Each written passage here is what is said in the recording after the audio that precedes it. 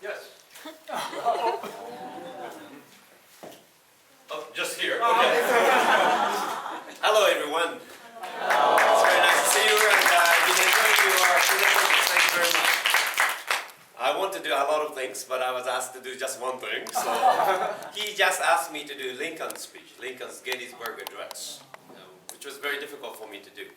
But anyway, you know, this is a short speech, only 272 words. And I just want to give you just background, and then I'm going to finish it. Just a short speech. But this became just famous all because of accident. It was 1863. Do you know when 1863 was? That was like 10 years before the Meiji era in Japan began. Right? And there was, of course, the battle, Civil War in America.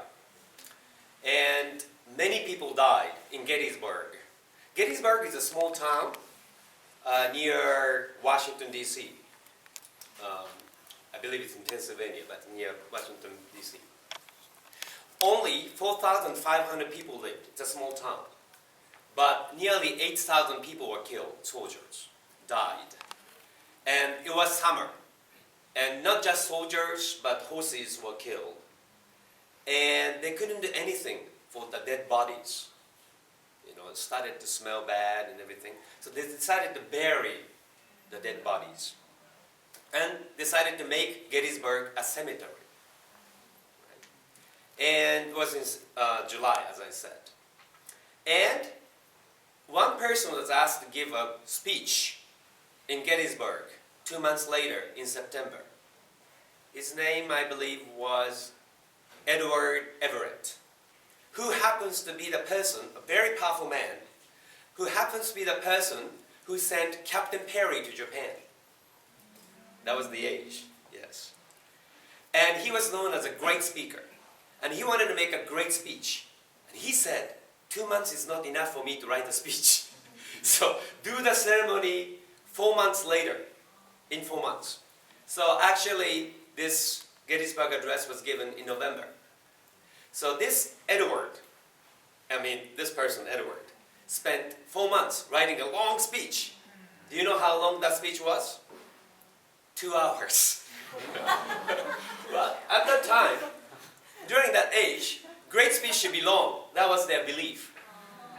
Right? And so Edward spent so much time writing a speech. In November, in Pittsburgh, it's cold. Right? And nobody remembers his speech.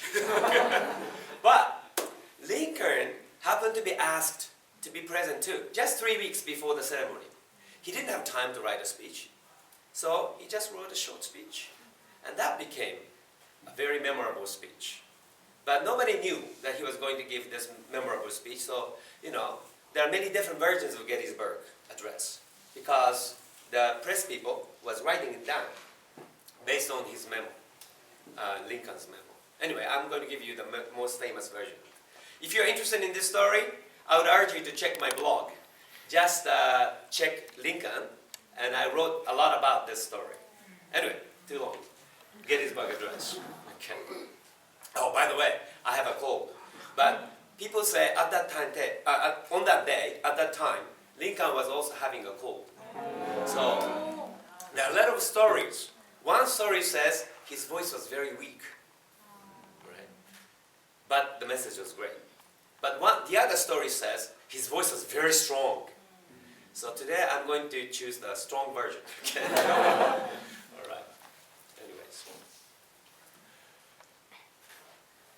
407 years ago, our fathers brought forth upon this continent a new nation, conceived in liberty and dedicated to the proposition that all men are equal.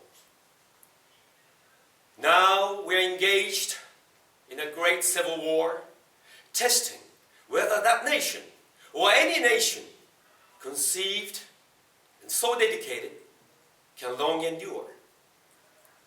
We are met on the great battlefield of that war. We have come to dedicate a portion of that field as a final resting place for those who here gave their lives that that nation might live. It is altogether fitting and proper that we should do this.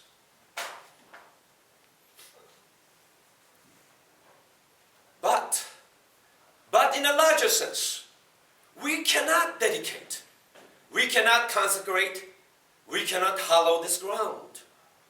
The brave men, living and dead, who struggled here, have consecrated it far above our poor power to add or detract. The world will little note, no longer remember what we say here. But it can never forget what they did here. It is for us, the living, rather, to be dedicated here to the unfinished work which they who fought here have thus far so nobly advanced. It is rather for us to be here dedicated to the great task remaining before us, that we here highly resolve that these dead shall not have died in vain, that this nation under God shall have a new birth of freedom, and that government of the people, by the people, and for the people shall not perish from the earth.